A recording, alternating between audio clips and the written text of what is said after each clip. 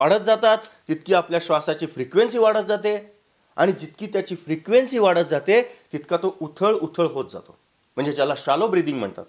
आणि मग आपल्या फुफ्फुसांची संपूर्ण क्षमता न वापरता बहुतेक वेळेला आपण वरच्या फक्त 20 किंवा 30% किंवा कधीकधी त्याहूनही कमी फुफ्फुसांची क्षमता आपण वापरायला लागतो.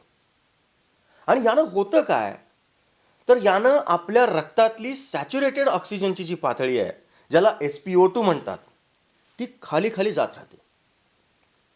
आणि मग SpO2ची पातळी खाली गेली की आपण अजून अँक्शियस होतो आणि मग आपला श्वास अजून शालो होतो.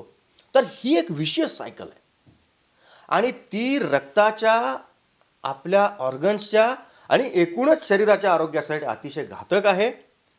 तर हे टाळायचं असेल तर आपण जास्तीत जास्त वेळेला संपूर्ण फुफ्फुसं भरून श्वास घ्यायची सवय लावून घेतली पाहिजे. आणि त्याच्यासाठी आपला श्वास कसा चालू आहे हे आपण सातत्यानं तपासून बघितलं पाहिजे. म्हणजे त्या बाईंनी परत परत त्या मुलाकडे बघत राहिलं पाहिजे. त्यामुळं गरज आहे ती फक्त आपण आपल्या श्वासाकडे बघायला सुरुवात करायची आणि एकदा ते केलं की पुढचं बहुतेक सगळं ऑटोमॅटिक होत जाणार आहे. आता सूर्यनमस्कार करताना आपण एका आसनातून दुसऱ्या आसनामध्ये जाताना एका ठराविक पद्धतीने श्वास घ्यायचा आहे, एका ठराविक पद्धतीने श्वास सोडायचा आहे. एका ठराविक लयीमध्ये आपला श्वास चालू होणार आहे. आपला डायफ्रॅम ओपन होतोय, क्लोज होतोय, यावर आपलं सगळं लक्ष केंद्रित असणार आहे की त्यानं आपलं विचारचक्र थांबत जाणार आहे, हळूहळू होत जाणार आहे. प्रत्येक आसनामध्ये गेल्यावर त्या आसनाचं नाव, सूर्याचं नाव, चक्राचं नाव, त्या चक्राचा रंग हे आपण म्हणणार आहोत.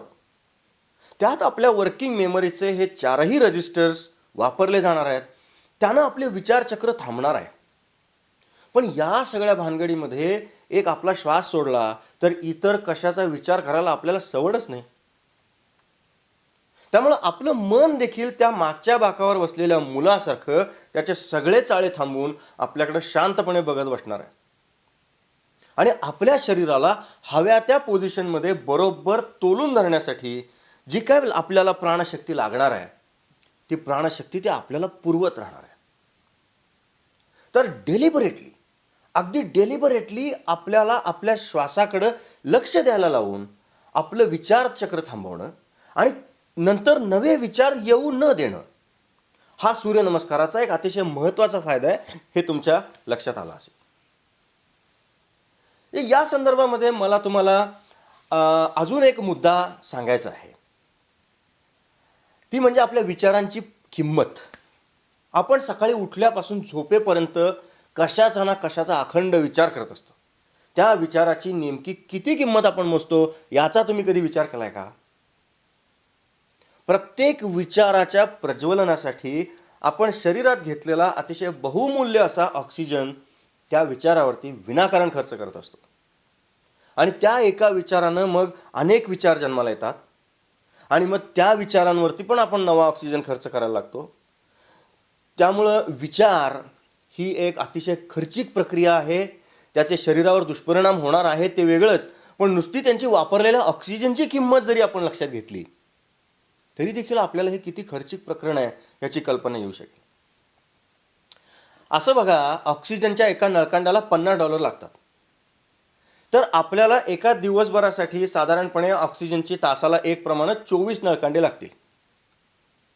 म्हणजे आपण असा विचार करा, आपण दिवसाला 24 नळकांडे ऑक्सिजन घेतोय आत्ताही, तर एका दिवसात पुरेल एवढ्या ऑक्सिजनची किंमत झाली आपली $1200, म्हणजे साधारण 90,000 ते 1,00,000 रुपये. म्हणजे आता तुम्ही विचार करा की तो ऑक्सिजन किती महाग आहे. एक दिवसाला 1,00,000 रुपये. आणि आता तुमच्या हे लक्षात घेऊ द्या की thought is for the wealthy आणि breath is for the healthy. त्यामुळं आपल्याला ब्रेथकडे लक्ष द्यायचं आहे आणि थॉट कमी कमी करायचं आहे. या संदर्भामध्ये परत एकदा विवेकानंदांचं एक वाक्य मला सांगावंसं वाटतं की ते म्हणतात की if you are peaceful your breath is going peacefully. It is rhythmic. If the breath is rhythmic you must be peaceful. किती सोपं वाक्य आहे. तुमचा श्वास बघा आणि तुमचं मन काय करतं हे तुम्हाला कळणार आहे. तर सूर्यनमस्कार करत असताना आपण एका अत्यंत निश्चित अशा तालामध्ये श्वास घेणार आहोत. आपले उजवे डावं फुफ्फुस भरभरून आपण श्वास घेणार आहोत. फुफ्फुसं वारंवार पूर्णपणे रिकामी करणार आहोत. त्यामुळे एका बाजूला विचार कमी कमी होत जाणार आहेत आणि एका बाजूला आपलं ऑक्सिजनचं कन्झम्पशन त्यामुळे कमी कमी होत जाणार आहे, म्हणजे विचारांसाठी खर्च होणारं. आणि त्याच्या जोडीला आपण फुफ्फुसं भरभरून श्वास घेतल्यानं आपला ऑक्सिजनचा इंटेक वाढत जाणार आहे.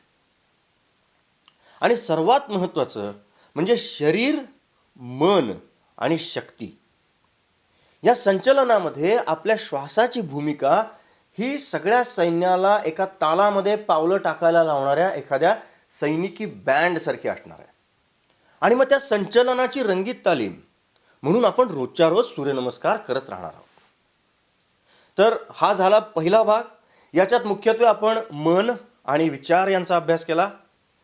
मनाची एन्ट्रॉपी ही कमी करण्यामध्ये श्वासाची कशी मदत होईल, तशी आपल्याला सूर्यनमस्कार करण्याच्या स्थळाची आणि सूर्यनमस्कार करण्याच्या वेळेची देखील मदत होणार आहे. तेव्हा आपण थोडासा सूर्यनमस्कार करायचं स्थळ आणि त्याची वेळ किंवा काळ यांचा देखील थोडासा विचार करूया.